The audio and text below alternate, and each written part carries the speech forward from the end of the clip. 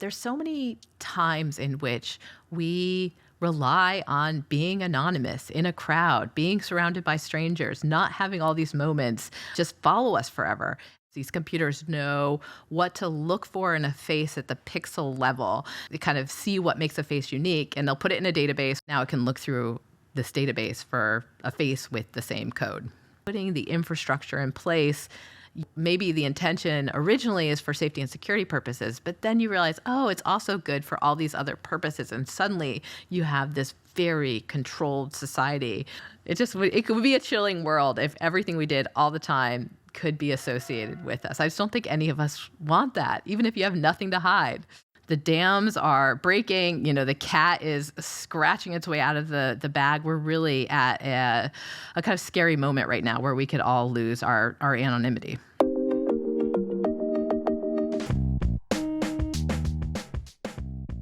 The facial recognition stuff is scary, not just because of how it can be misused, but actually because of how useful it is. So it's kind of like AI, right? It's so useful that I think we're going to run headlong into using it for everything with very little consideration of how this could go horribly wrong. What do you think about that? Yeah, I think it's really complicated. And there's some activists who say, hey, this is, potentially so dangerous that we have to ban it entirely. But then you see all the positive use cases and you realize it's more nuanced than you thought. Right. This is not just like, hey, maybe people shouldn't have explosives in their house that they can buy, unless they have tons of permits and they're farmers and they need them for that. And then right. This is like, do you want your phone to know when you're looking at it so that it unlocks? Yeah, I kind of do want that. I don't want to go back to the thumbprint thing. What about your computer? Yeah, that'd be great. What about instead of using passwords, we use facial recognition? Yeah, that sounds really convenient. And then it's like, well, if we ban that, we can't do it. And of course, the legal system's going to have to adapt. And we'll talk about that in a little bit. But tell me about the companies that are doing this, primarily Clearview AI. What is this company? What are they doing day to day? So there are hundreds of companies that are selling facial recognition technology. What sets Clearview AI apart is that the company, a small little New York-based startup, went out and scraped billions of photos from the public web, from social media sites like Facebook and Instagram and LinkedIn, and did it without anyone's consent. Their database now has 30 billion photos. And what happens is you can upload a photo of somebody you don't know to Clearview's app, and it will pull up all the photos of them that appear on the internet. So you can find out their name, find their social media profiles, and maybe even find photos of them that they don't even know are on the internet. Mm-hmm. I want to try this for myself. Will they let me do that? Probably not, right?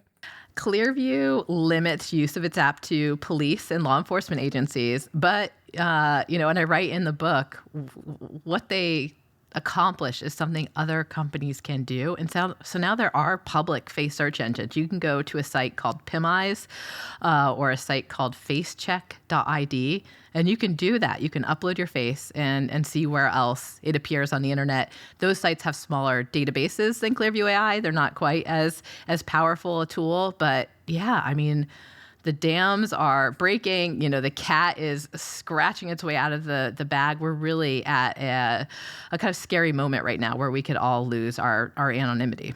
Gosh, so many law enforcement professionals listen to this show. I probably can't get away with this, but I'm going to try anyway. If somebody out there has access to Clearview, can you run me through that and just email me what you saw, or I will call you and talk about this if you don't want to put it in writing? I'm so curious if it comes up with like, oh, someone scanned your high school yearbook and put it on the website and you don't even know that it's there, and here's your photo from when you were 16. Or like, here's a driver's license database that got leaked and your face is in there.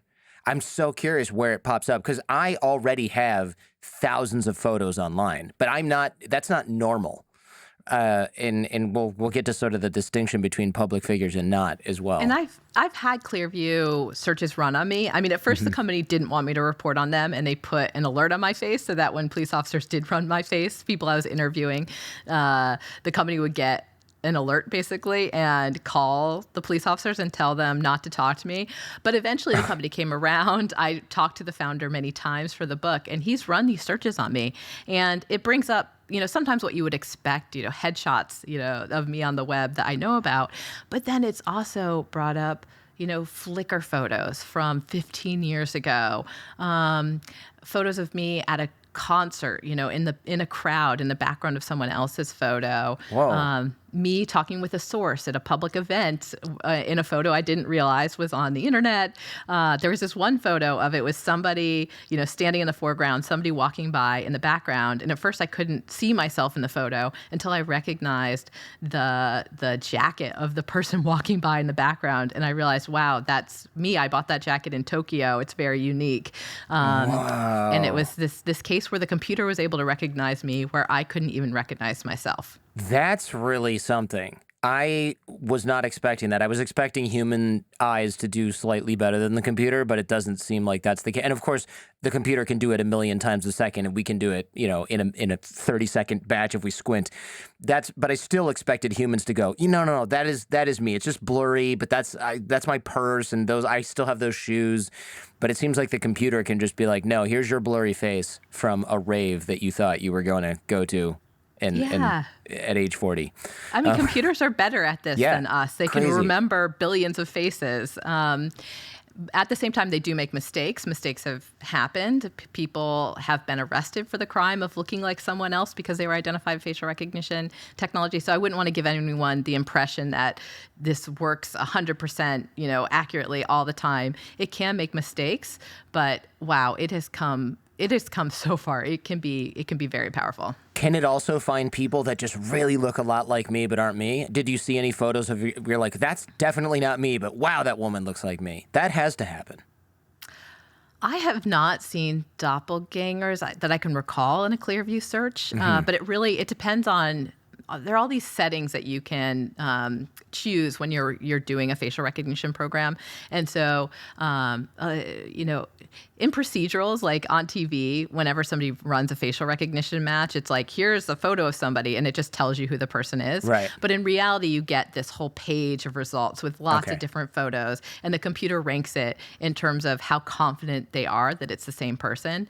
So if you turn the competency score down, you'll get more doppelgangers. You'll get more people where the computer thinks, oh, this is only 80% likely to be her, et cetera. I would love to see somebody who looks 80 to 90% like me. I've had it happen once in my life when I was living in Israel. There was a guy who was like a VJ, and he and I looked so much alike that I showed my mom a photo, and she goes, when did you get your eyebrow pierced? And I'm like, it's not me. It's a different guy. And it was really cool because he was kind of like a famous guy. He was on whatever MTV equivalent was in Israel. And so I'd go to the mall and 13-year-old girls would be like, oh my gosh, and then find out I spoke Hebrew like a toddler.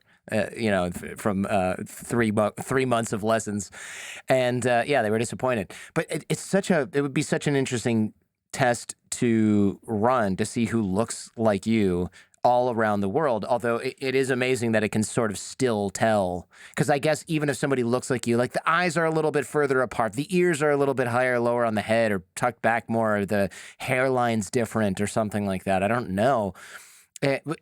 Going back to the company, they're quite secretive, or at least they were in the beginning, right? Didn't you try to walk there and the building didn't exist or something like that? Yeah, when I first heard about Clearview AI, they had kind of shown up in a public records request as a tool that law enforcement might be using. And I went to their website, clearview.ai, and at the time, it didn't say anything about facial recognition technology. It just said artificial intelligence for a better world. And there was an address in Manhattan, and it was 3 blocks away from the New York Times where I work. And so I decided to walk over there. But when I got to where the building was supposed to be, it just wasn't there. And I kept going back and forth, I compare it in the book to Harry Potter. I was like, is there a platform I'm not seeing here? Wow. And, the company kind of had it hidden who was behind the company. People weren't responding to me. I saw that Peter Thiel might be one of the investors. He was listed on this kind of startup tracking website as having invested in Clearview AI. When I reached out to his spokesperson was like, oh, I don't think I've heard of that company before. I'll look into it. And then I never heard from him again. And that kept happening with me. Every time I reached out to somebody, they just didn't want to talk about Clearview AI or having any ties to the company. And so I had to go about it a different way, which is find police officers who would use the app. Wow. I get why they'd want to be secretive if you're in a startup and you're in a security industry, but it still sounds really dystopian when their slogan is artificial intelligence for a better world, and then the building's not there. And it's all about taking people's personal information without their consent. I mean, that's like, you're a little on the nose for being a villain when you do that. Yeah, I mean, the way that one of their investors put it to me was that they were in stealth mode. But this was a little unlike any stealth mode I've seen before. And I think they realized that what they did was very controversial, that they collected all these photos of us, without our consent, and that they were operating in kind of a legal gray zone, and that people were going to be upset when they found out about it. I assume, did they buy these photos from Facebook, or were they just like, here's a bug where we can crawl every Facebook photo slowly over time and they don't care or notice? Yeah, they were scraping photos. And so that's creating these automated programs that go out there and just look for photos of people and download them en masse. The founder, Juan Tat, he's like kind of the technological mastermind behind the company. He described Venmo as being one of the first places that he was able to get these kinds of images, because on Venmo.com, they were showing in real time transactions that were happening on their network for anybody who had their Venmo set to public, which you really should not do. If your Venmo is set to public, change it right now. Like, make that private. Why are you broadcasting We it? know what you're doing when you put a snowman emoji next to an $80 deposit to one of your friends. We know what you're doing. And so Venmo would show all these transactions in real time, like Jordan paid Kashmir.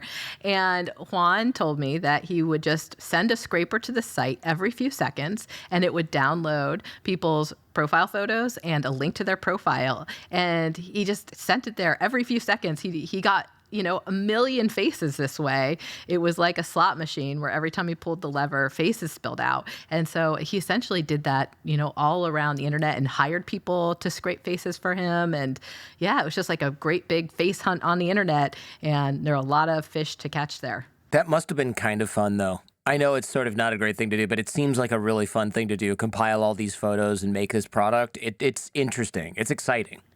Yeah, and they were doing something that hadn't been done before, that other companies hadn't been willing to do. And so I think it was really exciting for them.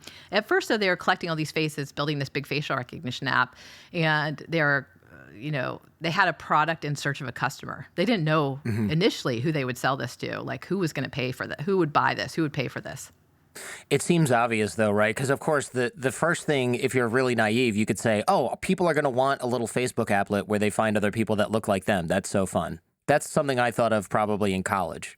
Pretty soon you're going to be able to search for people that look like you. Isn't that going to be funny? That was back when they had all those little games or like quizzes, which Harry Potter character are you? And you would answer stuff. I was like, they're going to do this with pictures soon. But then, of course, anybody with a security background at all is going to go, well, I want to know who's walking into and out of my store. And if you've been reading the news, which you have for sure, about China, they can just aim this at a giant outdoor crowd of people at a concert and be like, there's 3 wanted fugitives here. Here's the guy that jaywalked on the way to the concert, right? Go and issue these people citations and then go arrest these other 3 triad gangsters who've been on the run. I mean, that stuff is exciting too.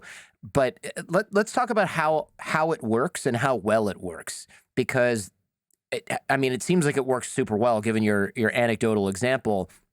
But how does the computer what is it looking for? Do you know? Yeah, so this is one of those technologies that was supercharged by machine learning or neural networks technology. And what is that? It's the same kind of tech that has made ChatGPT so powerful. Essentially, the simple version of this is you can give a computer a bunch of data, and it learns how to analyze it. And so that's what happened with facial recognition technology. It was like Facebook, for example, had all these photos of people, and we did the work for them. We tagged ourselves, Yeah. in a dark room at a party, looking down, looking up, looking to the side, when we were young, when we were old, and they're able to give all those photos of a person to the computer and say, like, this is the same person. Learn this face, and that is how facial recognition technology now works. These computers know what to look for in a face at the pixel level to kind of see what makes a face unique, and they'll put it in a database with this long numerical code, a biometric identifier, and when you upload a photo of an unknown person, it generates that biometric identifier and then looks for anybody in its database that kind of has that same identifier or something similar to it. So it's essentially they've encoded our faces, and now it can look through this database for a face with the same code. That's so interesting that the machine, so I think that's the key difference, right? The machine decides how it's going to search for or sort and what to look for. Because I'm thinking, okay, what am I doing if I'm programming this? Look at the nose and the distance from the eyes and how far apart the eyes are in the mouth and how wide it is. And the computer's like, I've got this. Let me step back, old man. Let me handle this. And it figures out, aha, there's people that look a lot alike, but their chin size is always different. So I can use that as the defining thing when these are really close together. But when they're really far apart, I'm going to use the distance for their eye to their eyebrow is something that nobody, it's like stuff we would just not think about. The computer can come up with. And the machine learning, the correlations between things are always more and more bizarre. And I think when they use this type of AI for medical research, people I know are really excited about this, right? Because they can put in every study that comes out over the last 50 years, and they'll say, hey, did you know that people who have their big toe is shorter than their second toe, they're more likely to get dementia later? And it's like, well, no human would have, and it's going to be even more subtle than that. It's going to be like some gene allele that nobody even sees or tests for. Those people get dementia earlier unless they eat a lot of apples. And they're going to be able to find that because the machine will figure that out, whereas the humanity never would on its own. And the only problem with these kinds of technologies is that, the scientists and engineers I talk to describe it as a black box. Like, you don't actually know exactly what the machine is learning. And so with really early facial recognition systems, they were actually looking at the backgrounds of the photos, and they were identifying, oh, this person I see over and over again with this same background. And so they were learning that person was associated with that background. And we've seen that happen with some of the medical applications of AI, where, it kind of recognizes the font from a certain hospital as being distinct, and it's kind of learning something about the font. So that's the only problem, is when these systems go wrong or kind of make incorrect decisions, we can't always figure out why they did that, because we don't know exactly how they work, which is disturbing. Yeah, that could go wrong, because then if there's a problem, you don't even know how to fix it. Yes, exactly. How did they train the machines other than us tagging ourselves in photos?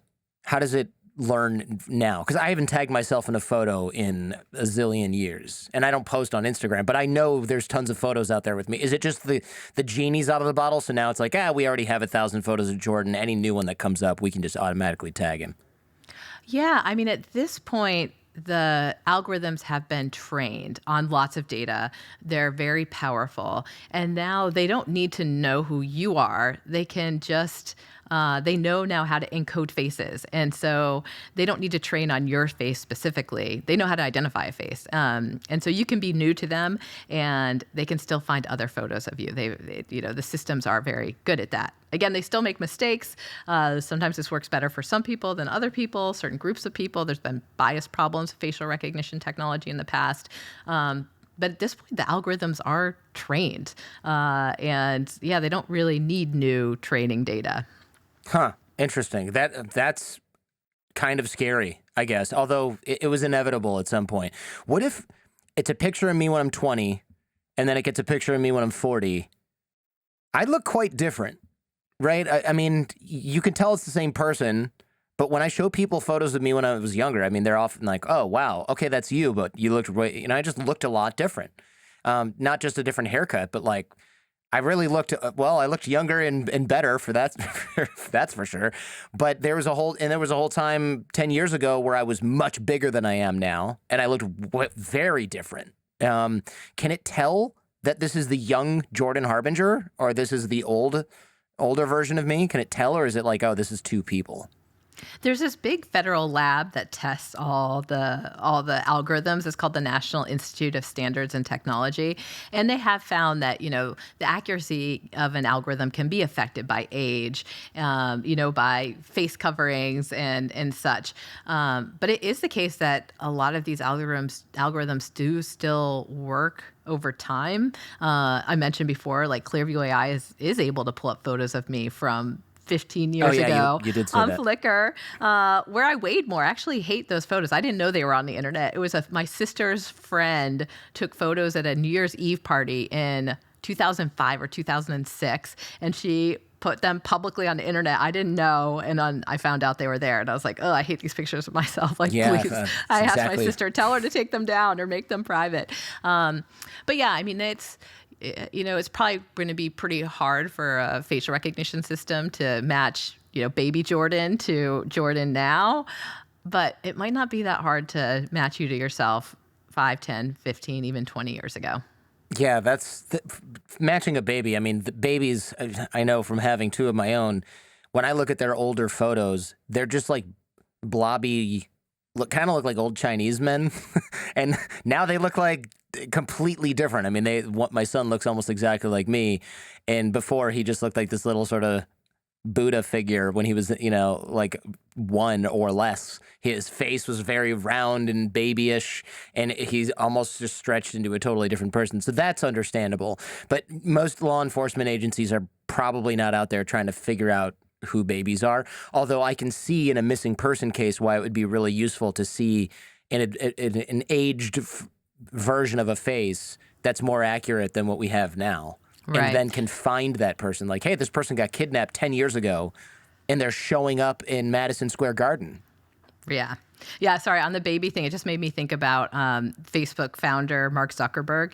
He posted on the 4th of July this photo of his family with his wife and his 3 daughters, and he put these like emoji stickers on the faces of his 2 older daughters because clearly he wanted to protect their privacy, but then the baby face he just left exposed, and so there were people saying, oh, he doesn't care about the privacy of the baby. And I think it was just because, most babies look alike, and facial recognition technology for that reason doesn't tend to work as well on babies. Yeah, interesting. He might regret that when Facebook comes out with technology that can do that later, and he's screwed over the one, the youngest kid. But oh well. But yes, it is getting used. Madison Square Garden is one of my favorite examples of what people call surveillance creep. Mm-hmm. Madison Square Garden originally installed facial recognition technology in 2018 for security threats. They're on top of Penn Station, major transit hub. They have these huge crowds that come to Madison Square Garden to see the Knicks, see the Rangers, mm-hmm. see big concerts. And so they started using facial recognition technology.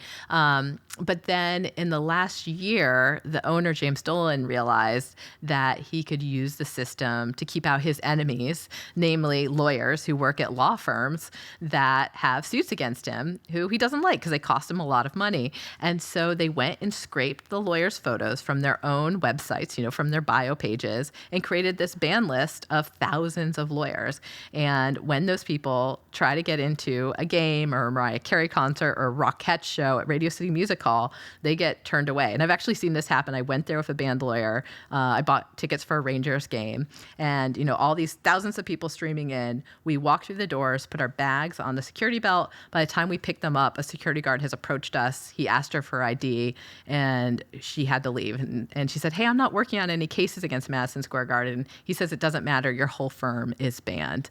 And so it was wild to see really how powerful it is and what corporations could, what businesses could do with it if they wanted to, in terms of either, just tracking us as we walk in, knowing who we are, knowing everything that's known about us from the internet, how much we might have to spend, or trying to keep out people they don't like for whatever reason, whether it's your political views or you wrote a bad review of them on Google or Yelp. It seems like she could have just said, oh, I don't work there anymore. I don't. Maybe she would have if I hadn't been with her. Yeah. Yeah, writing about it for the New York Times. But I don't think it would matter. They could probably Maybe go to not. the website right then and see that she Like, had oh, they didn't a remove my bio there. photo. I don't work there anymore. No, I work in-house at IKEA. I don't I know. asked some of the law firm founders, partners. I was like, have you guys thought about not putting your photos on your bio pages in case more businesses start doing something like this? Yeah, I mean, it seems like they maybe thought about that, and then they were like, nah, we'll just sue for some sort of discrimination and cost him way more money because Tio can play at this petty bullshit game that we're now playing. Because that's really what this is, right? Like, who cares if somebody goes to see Taylor Swift with their kids? This guy sounds like a prick. Yeah, I mean, if the idea was ban the lawyers to dissuade litigation, that didn't exactly work out. No. A lot of the lawyers did sue, just as you said. Yeah. Yeah, like even if you lose the suit, fine. I cost the guy $250,000, and now my other partner is going to do it for a different thing. I mean, it just seems like, man, some of these people just can't help themselves. Are the algorithms just as good at detecting faces of all ethnicities? You mentioned there were bias issues, but is that what you mean by this? Yeah, I mean, for a long time, I mean, a very troubling long time, back to 2000, 2001, these algorithms worked basically best on mostly white men, and less well on everyone else. And the reason for that is that the people working on the technology were primarily white men, and they were making sure that it worked on them, worked on their friends. It was different with like algorithms from Asia, for example, tend to work better on Asian people. It was this. It was about the training data. Yeah, I was going to say the training data, and also the QA people probably are better at recognizing members of their own race versus other races. Yeah, there is a same race effect, and so a lot of these facial recognition systems, it's a system working in concert with a human. Like usually the system says, here's some possibilities of who it might be, and then there's a human being who says, okay, I think this person is the most likely to be the match. So on the training data side, the vendors took the criticism and they said, okay, yeah, we need to make sure this works on everybody. And so they got more diverse training sets, and they reduced that kind of occurrence of bias. And a lot of the algorithms have improved a lot there. But you still have a human being who ultimately has to look at this list of doppelgangers potentially and choose who the right person is. So you still have the possibility for bias there. And then even if it's perfect, you don't know when you're running a search like this whether the person you're looking for is even in the database you're searching. So it's there's many ways in which it can still go wrong. It seems like you mentioned only law enforcement has access to this, among other, I guess, small groups of people. But there are still bad cops that stalk people or harass people. It seems like that could go horribly wrong. Especially, like, imagine you're in a domestic abuse situation and your husband, your ex-husband, whatever, is a police officer, and now he can find you everywhere. That's really scary. Yeah, there's actually a term for this because it does happen so often with surveillance technologies, love int or love intelligence. Oh, I see. And yeah, this is when police or intelligence officials kind of misuse surveillance tools where they're like, searching databases for partners and loved ones. And it's happened, it happens a lot. Police officers I've talked to, they think this is a very powerful technology. They want to use it. They want to use it responsibly so that they can keep access to it. And so they say they have controls in place to make sure that officers aren't kind of just like willy-nilly searching whoever they want. They are supposed to tag it with a case number, et cetera, that they review the logs. But again, that's just with Clearview AI. Right. There are other face search engines out there that anyone can use. So there's one called PimEyes, and I write in the book about this guy who he actually came to me and he wanted to confess how he was using PimEyes because he thought it was wrong. He wanted lawmakers to know so that they would hopefully regulate it out of existence. But he essentially had a porn addiction and a privacy kink where when he would see women in pornographic films, he would, they're using pseudonyms. They're trying to kind of keep their identities hidden because there's so much stigma around that kind of sex work. But he would search them on PimEyes, find out the real names, find their high school photos, and basically compile this big dossier of this is who they really are. And eventually he got sick of doing that, and he went through his Facebook friends lists and would just look for his friends' faces to see if they had any risque photos Oh online. And God. he found them. He found them on revenge porn sites, somebody Oh who'd been in a man. naked bike ride, all these photos that had been safely obscure because they weren't attached to these women's names. But once the internet was reorganized around our faces, all of a sudden he could find it.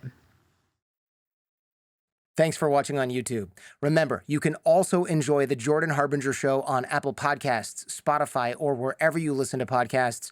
Our podcast feed is a treasure trove of insights from intellectuals, authors, spies, artists, athletes, pioneers, engineers, former mafia bosses, and business leaders, all sharing their secrets to success. For more information, click the link in the description. Now, back to the show.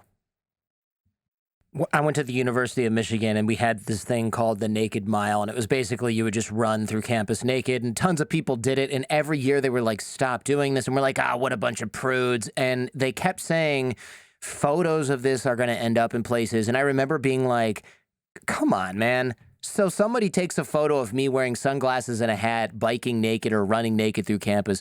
Who cares? No one's gonna find it. And now it's like, oh, actually, technology evolves over the last 2 decades.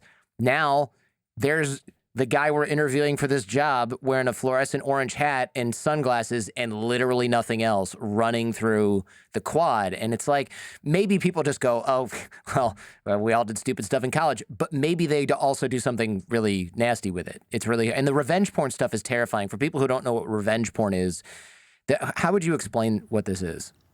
So they're non-consensual intimate images. So it's basically you were in a relationship, you shared, intimate photos of yourself, selfies, and then relationship goes south and the person you shared the images with puts them on the public internet to punish you and embarrass you.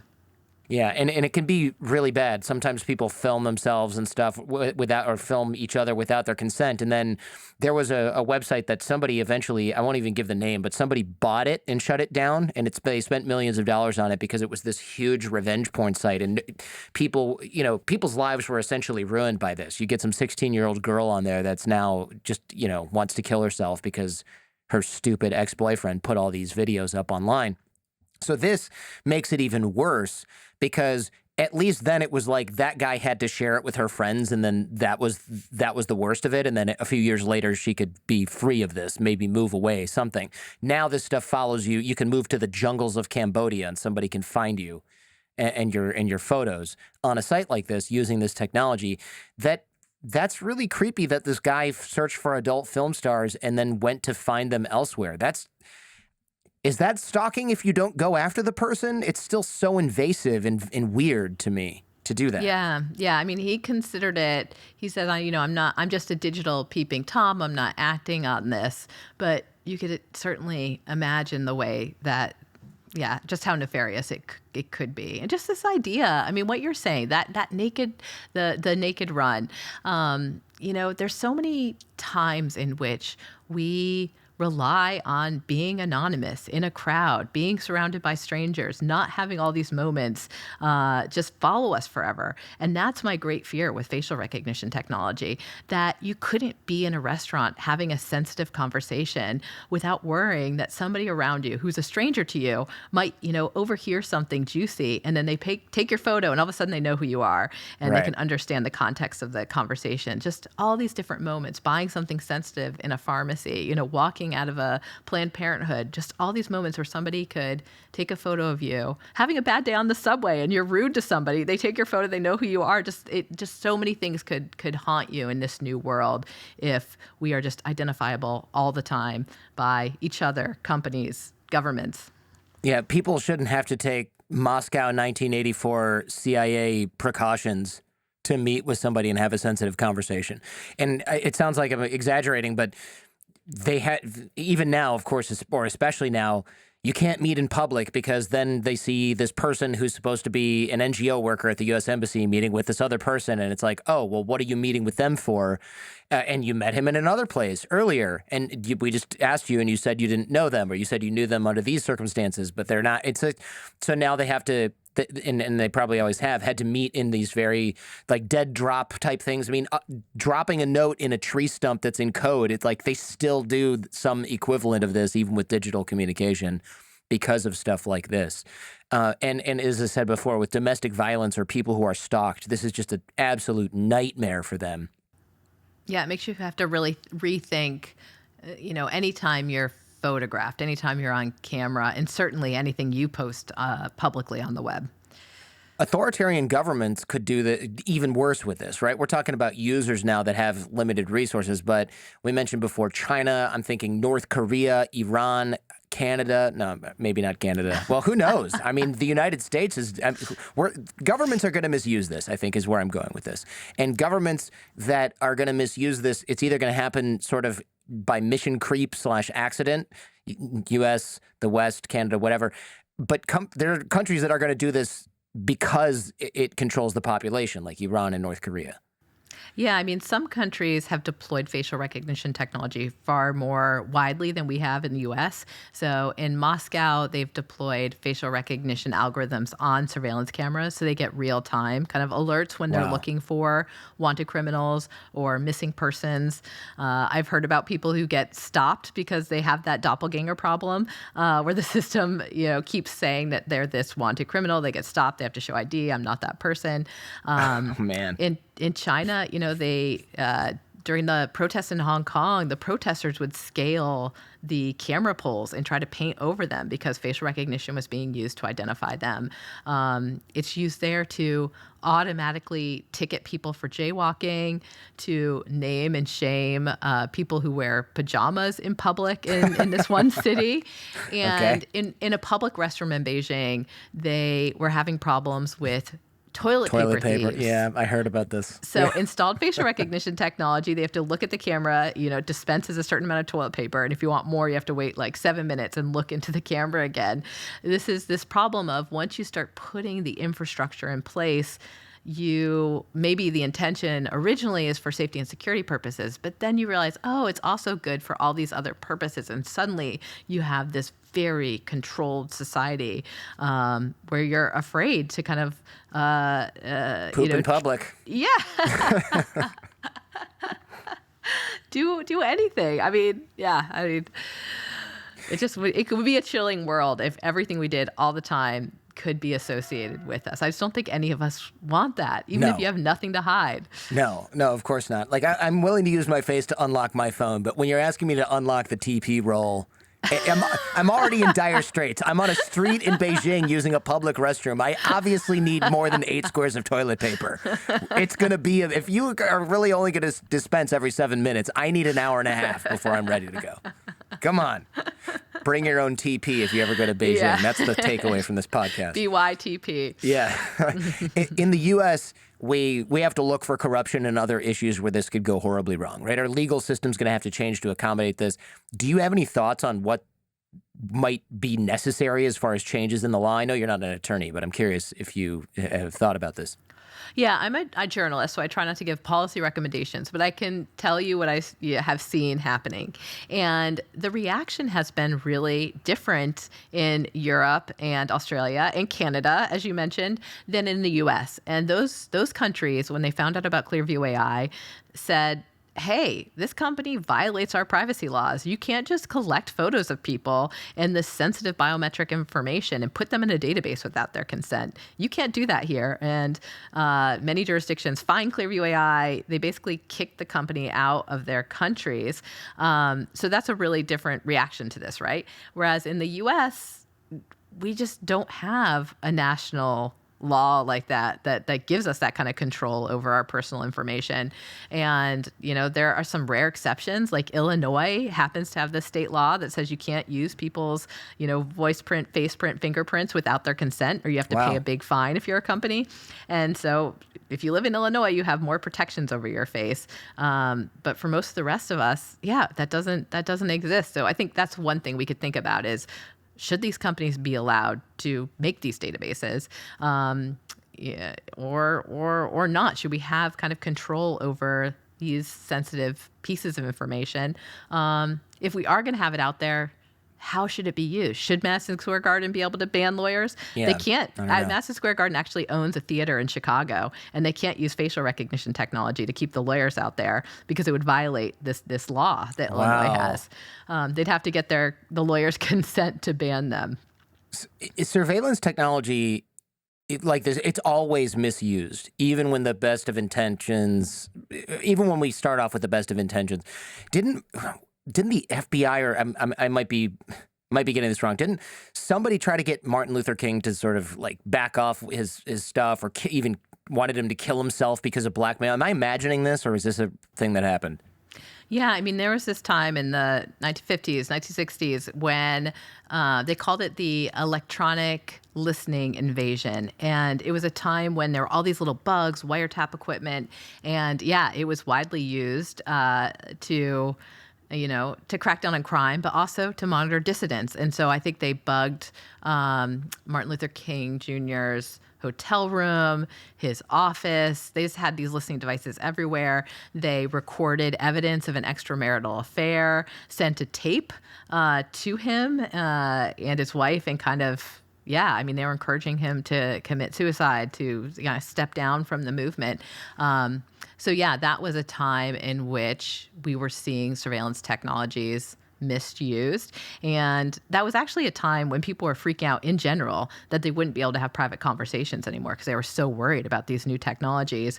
And we did react back then. We passed laws that said that you can't, just be recording people secretly without consent, that the government needed to go through certain steps to be able to use that kind of technology. And it's the reason why the surveillance cameras that are all over the United States are only recording our images and not our conversations. So that's where I'm hopeful. I mean, I think that there's been moments in time before where we said, we want a certain kind of privacy to exist in the world, and we're going to pass laws to, create the future we want and not just let the technology dictate it for us. Huh, that's interesting. Then I wonder why my Ring doorbell can do audio and video. Is it just people consent to being recorded because they're on my property at that point?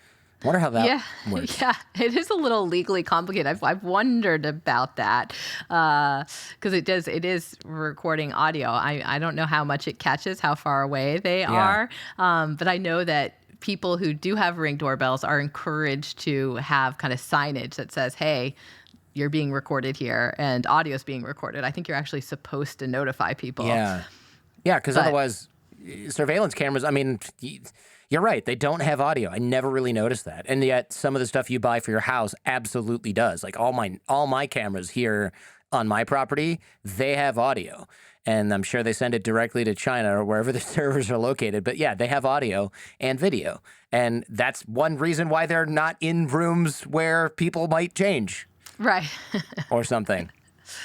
And I think it's a little different when it's your house, it's your property, whereas most surveillance cameras are kind of in public spaces. But yes, that, when it's outside, you might want to put up a sign saying you're being recorded here. Yeah. If nothing else, it will probably deter bad behavior. In repressive regimes, I'm thinking like Iran. What if you're secretly a Christian, right? They could figure out who you are by your movement pattern, and if they ever caught you or a glimpse of you going into a secret church or something like that, you could be in real trouble. And I bring up this weirdly specific example because I had an Uber driver that was from Iran, and I was like, oh, tell me how you ended up here. And it turns out he was basically a secret Christian. His church was literally underground in a basement somewhere, and the Christian community in the United States helped him escape because they were being prosecuted and persecuted by the government. It was apparently illegal to do what they were doing, to go and be Christian in a basement, I guess. I don't know. And he was still so afraid of the Iranian regime. He wouldn't even tell me more details. He changed the subject. I asked another question. He's like, hey, I don't want to talk about this. And so regimes like that having even more power over its population in real time, the ability to identify that's really terrifying, especially what if I'm an Iranian secret police officer and I want information on Iranians in the U.S.? I could use Clearview and find out where these people are hiding or where they're living, and I could use it to harass them. And it wouldn't be hard for me to get an account saying I'm a police officer in Boise, Idaho. I mean, this is an intelligence agency. Yeah, I mean, Clearview has said that they do not want to sell their technology to authoritarian regimes. But the problem is it is becoming easier and easier to create technologies like this that, there probably is some company or home brewed company or the government could create something like this. I mean, it really is a potentially powerful weapon for control. You excuse me. I also have the kid. Daycare is you give them half your income and they give you a new illness every 2 weeks. Yes, That's how I'm with this you. works. My voice is also froggy today. And I'm like, didn't I just have this exact same thing like 2 weeks ago? Oh no, that one was in the nose and this one's in the chest or the throat. Or it's like, okay, fine. Just give it to me all at once so I can be down and out for a week, play some video games, and get back to life. Do I really need to be at 75% for 4 years? Why is AI not solved this for us? This is the real problem. It is the real problem. Seriously, like human productivity, I would be so much more productive if I could get like a good night of sleep and stop blowing my nose every 30 minutes. That's all I want.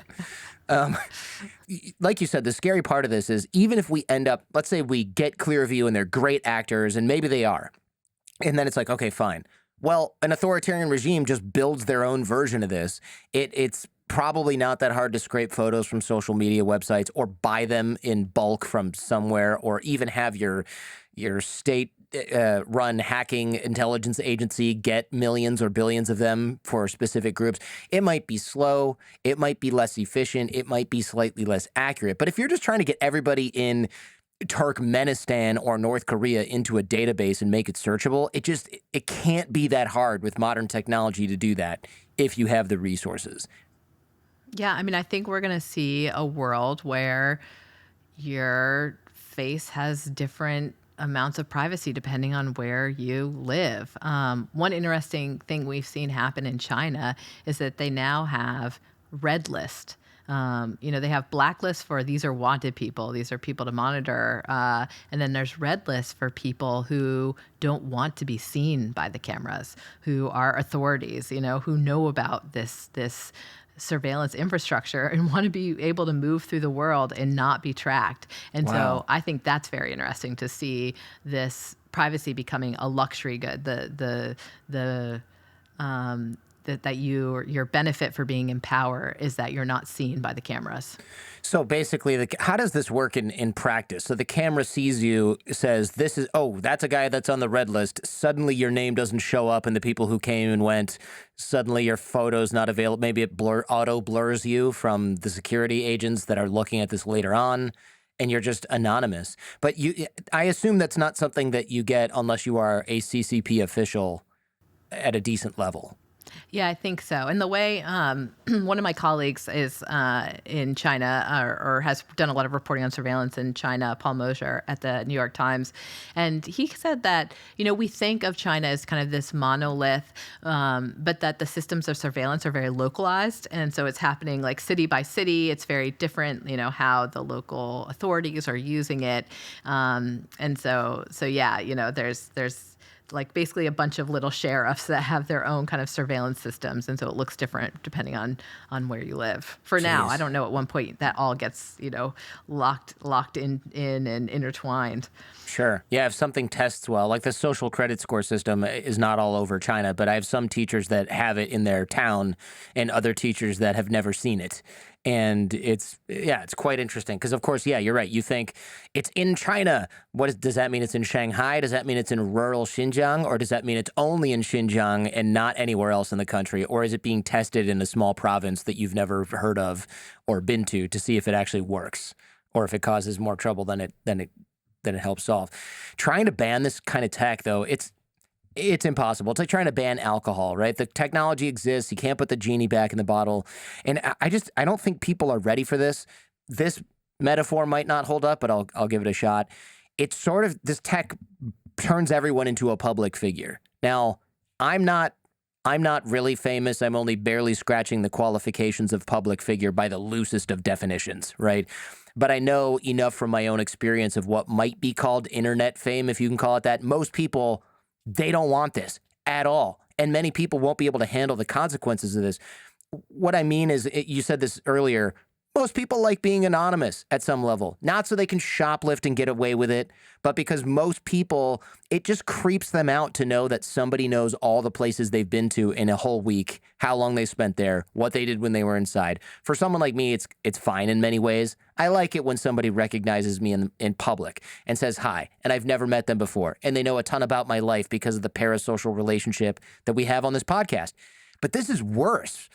This is a system tracking your every move, knowing all about you, and the only time it comes up to say hi is when you get a citation in the mail for jaywalking, or you get some coupons from the lingerie store that you thought nobody knew you even shopped at, or whatever. And that's just the commercial use of this system, right? Not the national security implications of this stuff. Yeah, I mean, I think ultimately any technology like this, it's about power. And the more that you know about someone else, the more power you potentially have over them. And so what worries me about facial recognition technology is that there's a certain creepiness that we feel when we're online, right? When you're going to a website and you know that there's like all these cookies on your computer and basically you're transmitting who you are. They're tracking that you've been on their website. They know you've been on other websites. You can tell from the ads. That kind of feeling of being watched, being tracked, I just think it could all move into the real world with facial recognition technology, that our face would be this way of unlocking this whole online dossier about us. And yeah, there might be benefits to it. It could be great in some ways, but I think in other ways it'll be very chilling and kind of make you paranoid for a reason that all the time. Somebody might be looking at you because they know that you're Jordan and they're like wondering what you're going to pick up in the grocery store, or they saw that you bumped into somebody on the subway and you didn't say you're sorry. Just all these little tiny ways, in much larger ways, that we could be surveilled and controlled is alarming. I went out to dinner with a very sort of well-known fitness influencer, and the waiter was like, "Whoa, are you so-and-so?" And he's like, "Yeah." And he's like, "What are you going to order?" And I'm like, "Oh, this is hilarious. You have to order something healthy now. You can't get a pizza. We were going to get a pizza. You can't get this pizza now. I'm eating a pizza. You're getting Brussels sprouts or something."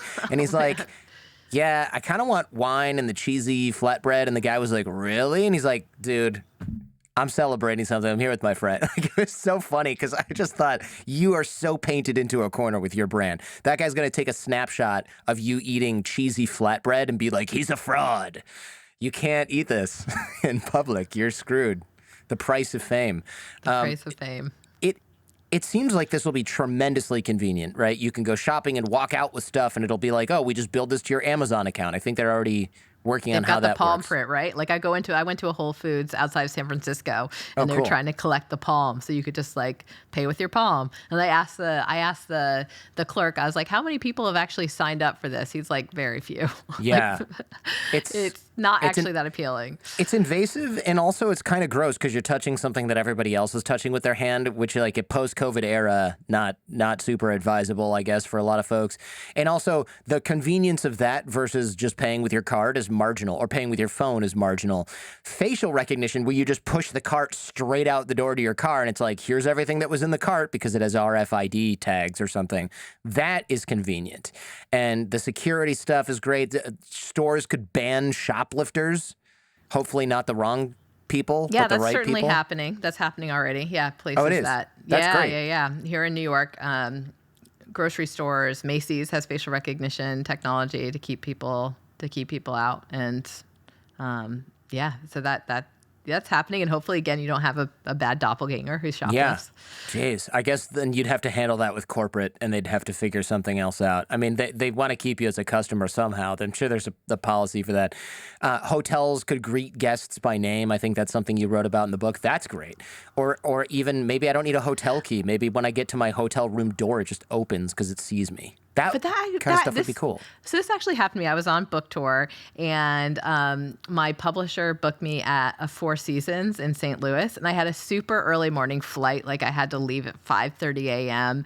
And so I arrived, and I just felt really bedraggled, and I just didn't look good. And I kind of walk up to the hotel, and they greeted me. They're like, "Oh, Kashmir Hill of the New York Times," and it was good customer service. They weren't using facial recognition technology. Right. I don't know how they they did it. But I was like, I don't want to be recognized right now. I look bad. Like, I just want to be anonymous. And That's really funny.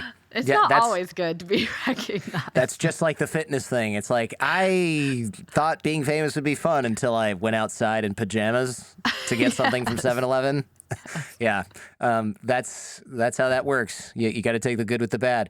So we can't stop this, but what can we do? What sort of world are we headed for? Because this sort of tech, this sounds hyperbolic, but it basically ends privacy as we know it, doesn't it? I think it does definitely end anonymity as we know it. And I do think that we can stop it. And I just don't know exactly what that looks like. Maybe we decide police using this is a good thing, within reason. And if they're doing proper investigations, not just arresting people because a facial recognition system says maybe it's the same person. But yeah, maybe we decide we want the police to use this. Maybe we decide, okay, we're okay with companies using it to keep out shoplifters, but we don't want them using it for other things like discriminating against people based on where they work or because they're an investigative journalist or a government official. And maybe we don't want us to have it. Like, that you can just identify another person without their consent, search their face. I do think that these are regulatable and that we could pass laws. We need to choose to, we need to act to protect anonymity if we think it's important. I could also imagine a version of this that people opt into, like a company that knows our social graph, like a Facebook or a Meta. They're working on augmented reality glasses, and their chief technology officer has said, I'd love to put facial recognition capabilities in this. It would be great if you're at a cocktail party and there's this person that you've met 5 times before and you should know their name, and you just look at them and our glasses tell you who they are. I could imagine a consent model for face recognition where you say, yeah, I'm going to opt in. I'm going to set the, privacy settings for my face the same way I do with my Facebook profile and set it to public or set it to recognizable by friends, people you're connected to, or you make your face private. I could kind of imagine that. I feel like that's the American style way of embracing facial recognition technology, that it's like, yeah, I'm okay with this. Like, I want to be recognized because of whatever benefits you get from being known. Casinos use this, don't they, to keep out card counters and things like that? I feel like that's the original.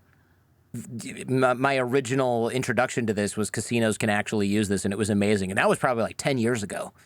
Absolutely. They're very early adopters. Also using it, there's people who have problems with gambling who will put themselves on lists of I don't want to be let into the casino. And so they'll use facial recognition technology to keep those people out as well. And what kind of scares me is that 10 years ago, the technology didn't work that well, especially in the real world. So I do wonder, who was flagged, who shouldn't have been, or who the technology missed. But yeah, casinos are definitely users. And we're starting to see it in airports, airlines, like TSA is using face recognition, as you're going through. So it's spreading quickly, which is why I think we need to assess it right now before it's just so widely deployed that, we have lost our anonymity. Look, TSA is one of the places where I'm like, okay, maybe airports really need this, because you don't want somebody to flee who's got a warrant out for their arrest. You don't want somebody who is a known affiliate of a terrorist organization boarding in a commercial airliner. You don't want that kind of That's like the one use case where I think most of us can agree is probably where we want this technology in use. Well, this has been like a point of friction. In the U.S., we've really resisted the idea of putting facial recognition cameras out there, like putting facial recognition in surveillance cameras for real-time surveillance. There's been pushback here. And it was funny because I was talking to a vendor from the UK where they're more open to that use case. And he's like, what's the matter with Americans? Like, why won't you guys just let us put this everywhere? It'd be such an easy way to find wanted criminals, missing persons, et cetera, fugitives. And we don't seem to like that. Like right now, the way we're using it is you knowingly look into a camera, or using it to solve crimes where you have, surveillance camera footage that was recorded previously.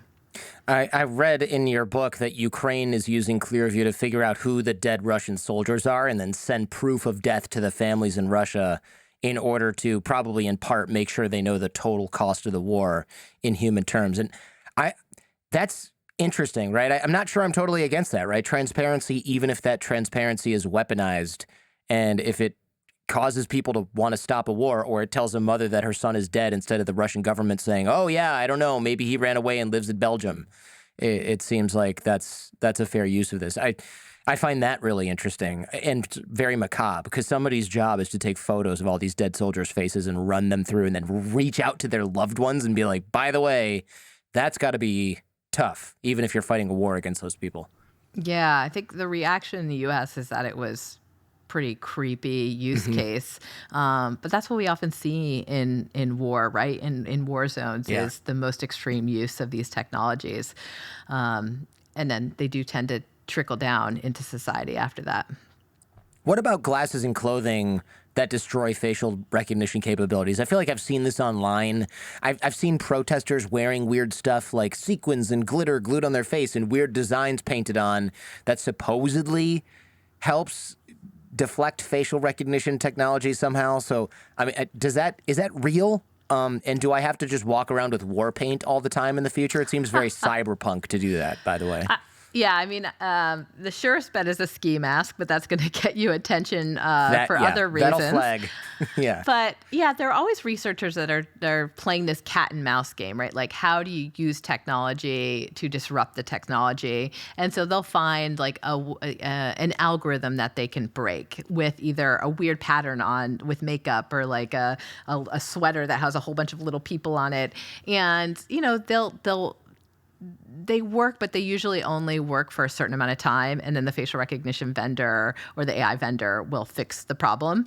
And so I don't think it's the most effective way to fight this long term, or to solve this long term. I do think it's more, we have to figure out what we want as a society and then create those rules, create those laws.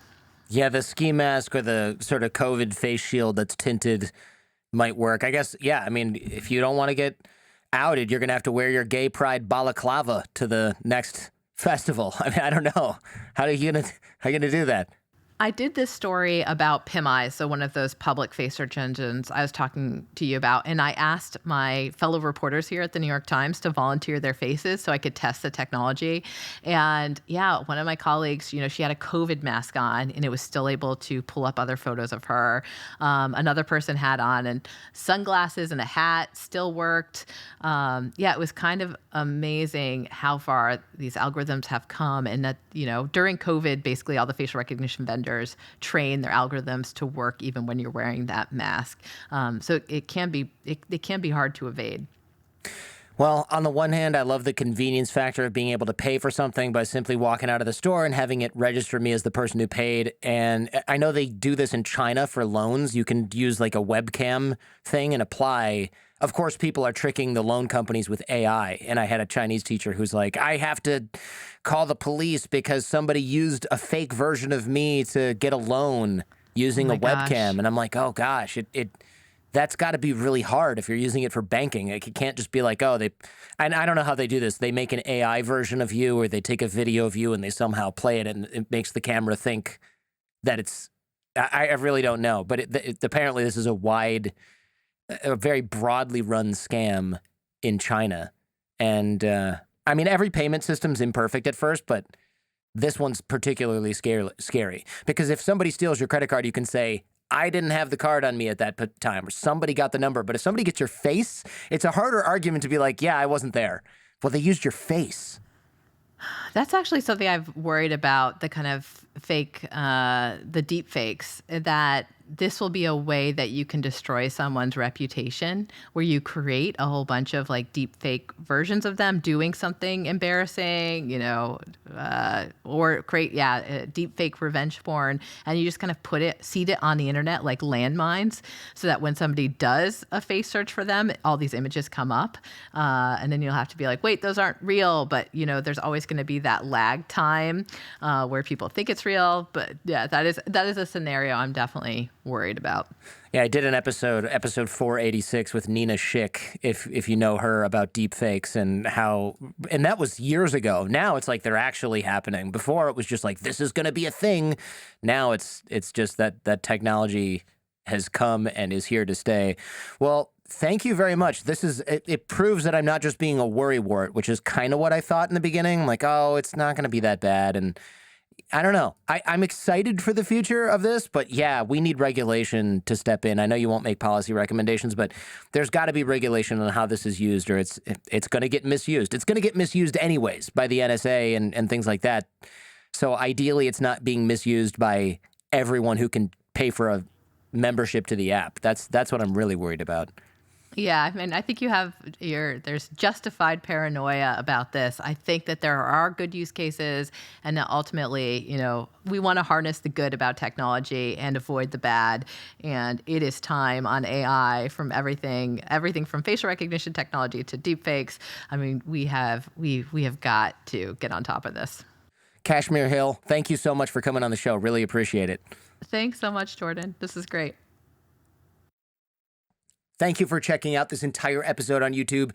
If you want to follow up on this topic, check out our podcast feed or visit us on our website at jordanharbinger.com, where you can learn more about our guest and dive even deeper into what we discussed today. And remember, YouTube is not the only place that you can check out The Jordan Harbinger Show. Any podcast app should have us. Check out the links in the description, where you will find access to our shows that don't appear on YouTube, like Skeptical Sunday, where we debunk topics like crystal healing, GMOs, conspiracy theories, homeopathy, tipping, even lawns, to find out if they're backed by science and logic, or if they're just complete nonsense. Spoiler, many of them are complete nonsense. Also, our Feedback Friday shows, where we help people escape from cults, get raises at work, and take all manner of questions from you, the audience, all the way down to the bottom of the barrel. And every episode of The Jordan Harbinger Show has something useful you can take away and apply in your own life, and help you navigate what I know can often seem like the overwhelming and paralyzing challenges of modern life.